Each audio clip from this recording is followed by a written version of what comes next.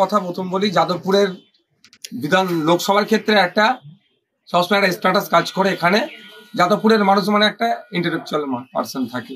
তো আমি তাদের কাছে অনুরোধ করব, তাদেরকে বলবো এবার কাকে ভোট দিয়ে নির্বাচিত করবেন। দেখুন, কথা হচ্ছে এই সায়নী ঘোষ মহাশয়া একবার এক হিন্দু সমাজের শিব ঠাকুর সম্পর্কে যে মন্তব্য করেছেন, আমি একজন ধর্মপ্রাণ মানুষ, আমি মুসলিম ধর্মের অনুসারী, কিন্তু আমি ধর্মপ্রাণ মানুষ, আমার উচিত বা প্রত্যেকটা ধার্মিক বা যারা নাস্তিক সবার উচিত হচ্ছে ওনার বিরোধিতা করা।